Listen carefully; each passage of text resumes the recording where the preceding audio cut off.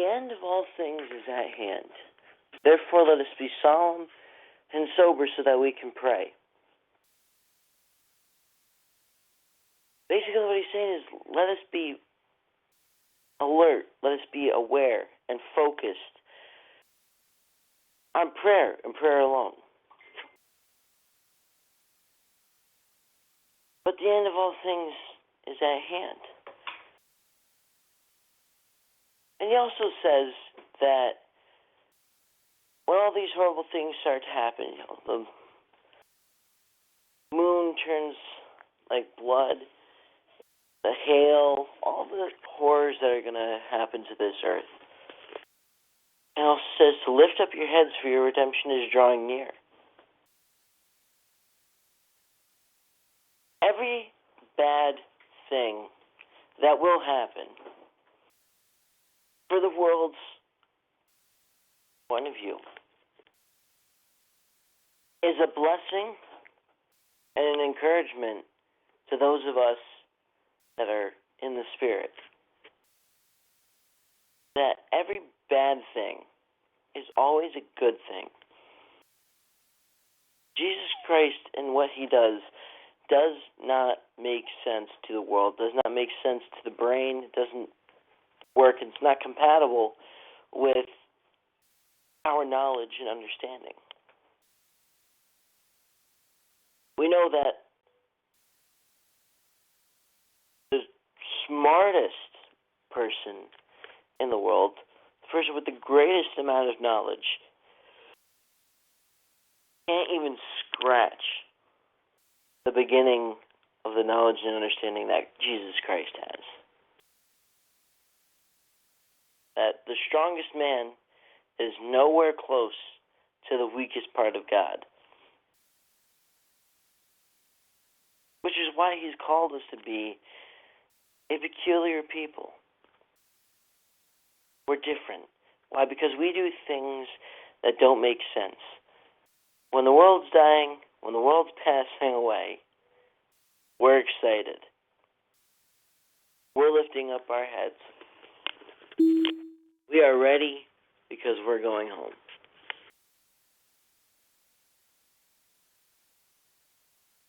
One of the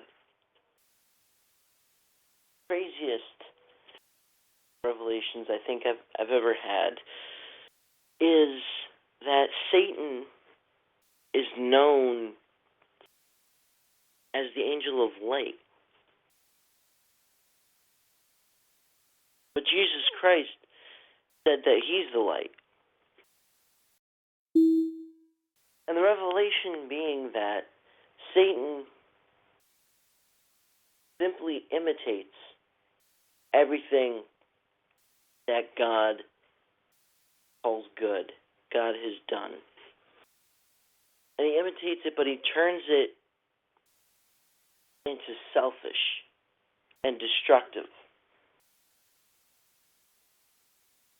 Difference between God's love and human, fleshly, earthly love.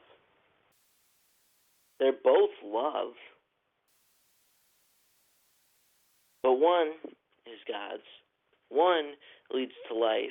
One is perfect, and the other is destructive.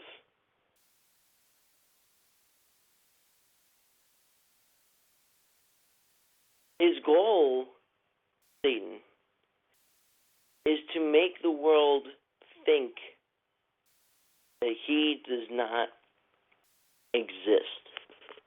That there's no such thing as bad. There's no such thing as wrong. But that there's only good. Everything we do is okay. Because if there's no wrong, that we could do anything.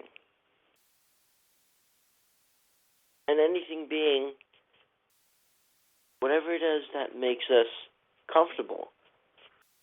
Whatever it is that makes life easy for us. But God has called us to do things that are uncomfortable.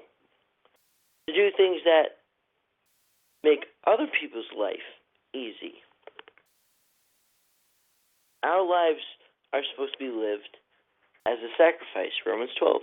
Present your lives as a living sacrifice.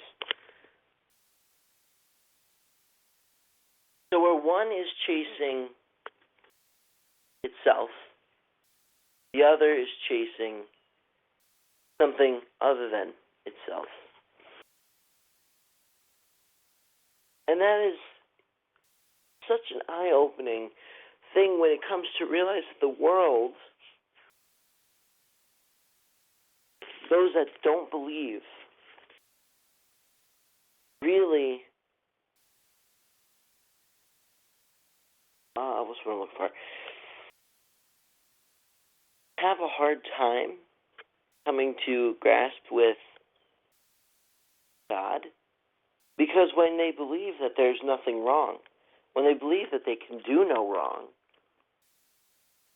why would they leave this idea of comfort and all the things that make our human desires happy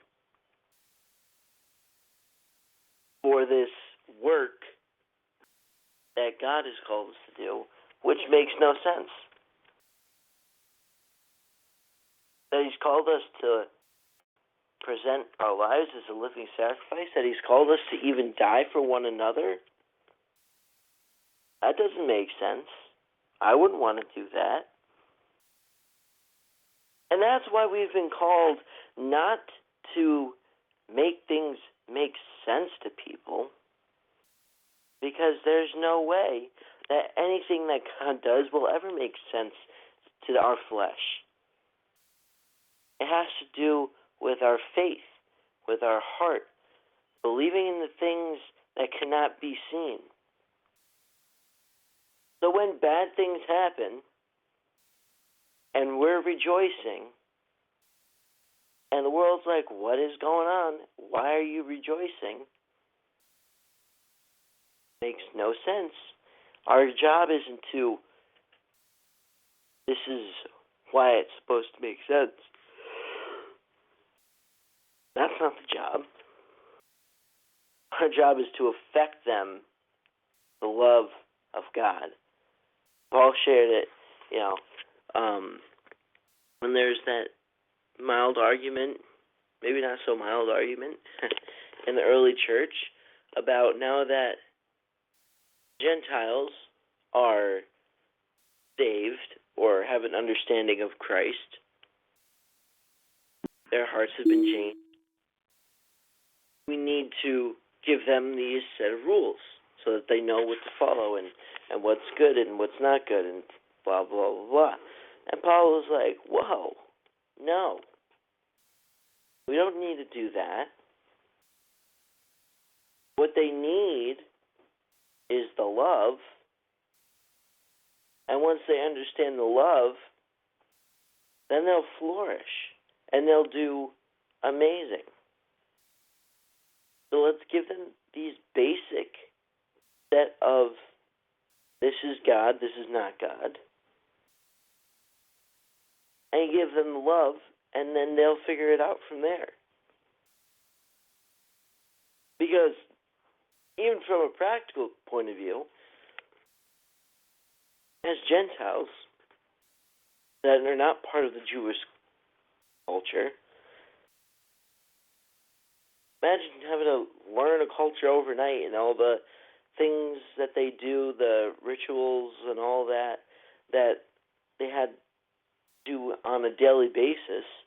It would make no sense and it would be completely overwhelming. And like, why do we got to do this? Which is why when Jesus made the new contract, it's not about the law, it's about love. Because, and this is the awesome thing, what is the law in place for? The law is in place for those that are evil, for those that aren't good. Not saying that we're good, not saying that we're not evil, because all of us are. We're all selfish. But the law condemns you before you even get started.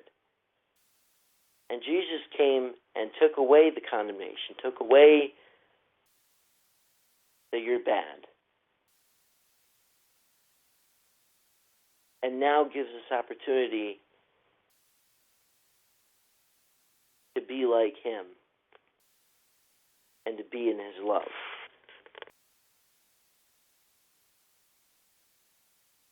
So our jobs, again, not to make the people of this world understand